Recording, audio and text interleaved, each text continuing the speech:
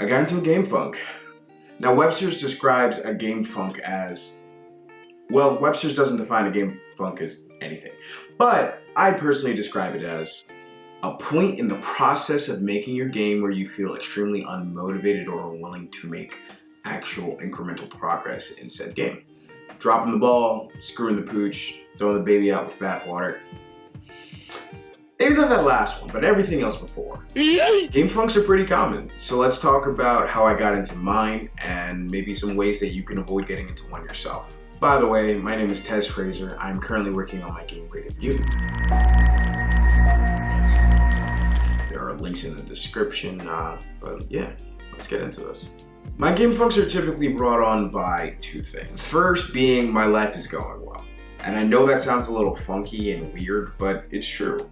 The better things are going for me, the more likely I am to not want to mess with that formula.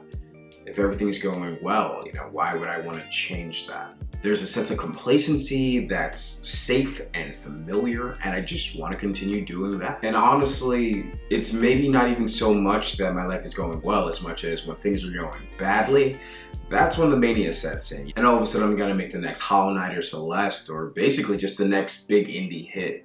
That motivation really starts to set in. And the second thing is the pressure of a daunting task. Sometimes it's hard to see the light at the end of the tunnel. And that's part of the reason that I like to break up my goals into smaller goals. That way I can stay motivated. The idea of checking off that checkbox can easily help perpetuate that I'm actually making progress. And I am making progress. I just mean if it is a huge task and I can't check off anything, then maybe it seems more daunting overall. So I guess realistically, that one comes down to I am not breaking down my goals small enough. And with goals not being small enough, what eventually happens is that I start putting things off. Slowly and surely, a day off becomes days off, a week becomes weeks. And then before I know it, it's been a month and some change, and I haven't made the kind of progress that I told myself I would. So now that we know how I got here, let's take a look at some ways I could have prevented it. I think the first thing is recognizing that you're in a funk. It wasn't immediate. Progress was slowing despite what should have been some of my busiest times. Everything became I can do it tonight to what's the difference between today and tomorrow, or maybe even the day after that. Tweets slowed, videos slowed. I should have seen it coming. So that being said, I think one of the first things I could have done was putting dates to actions and consequences for not meeting those dates. Being an indie is hard. A lot of the time it'll come down to depending on oneself to stay motivated. Whereas if I didn't do a task for my job, that means I'm not gonna get a paycheck. That means I can't eat. That means my family can't eat. Even in my individual household, I know that if I don't do something around the house that needs to be done, then my girlfriend is affected. That's one more person to help me stay motivated. Whereas my indie efforts, for the most part, are on my own. While I do collaborate with people, they aren't so much invested in what I'm doing. They're invested in whatever I'm contracting them to do. Being a solo indie realistically means that I'm only disappointing myself and maybe, the people that are following what I'm doing. And as such, it is easier to fall off the path. So if I had actually put some dates to actions and some consequences, then maybe I would have actually gotten something done. And it doesn't even necessarily have to be negative. It could have been as simple as, well, if I do X by Y date, then I get to have Z treat. Whether that be watching something, playing a game, something that I want to do.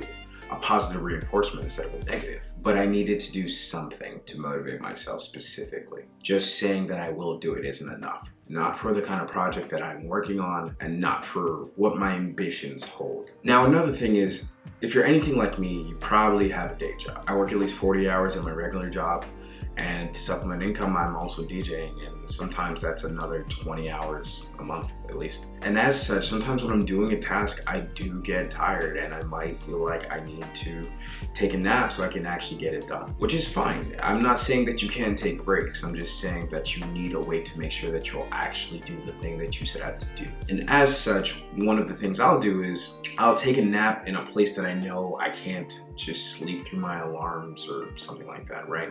I know for a fact that if I get into bed with my girlfriend, I I am not going to get up because we're going to be all snuggled up and I won't want to leave. So instead, I'll catch my nap on the couch.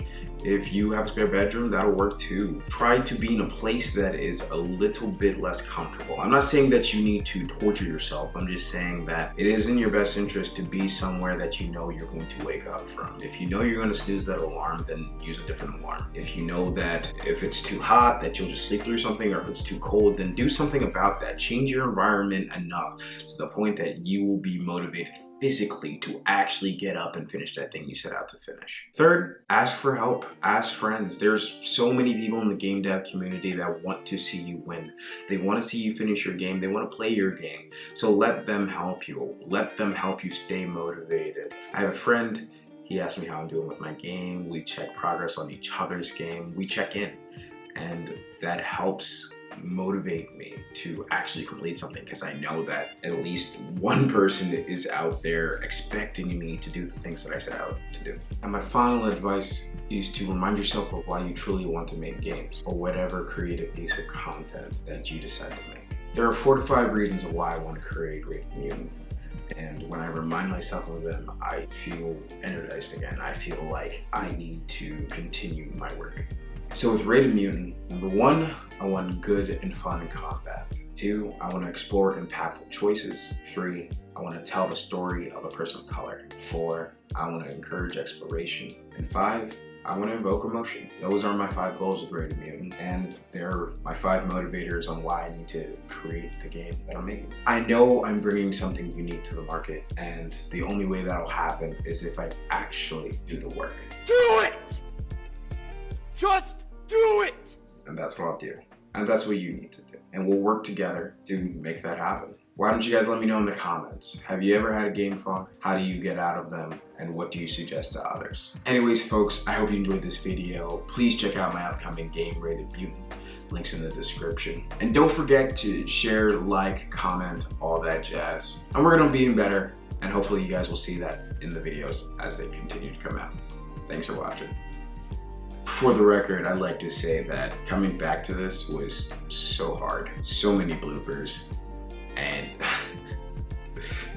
I'm glad to be back in the swing.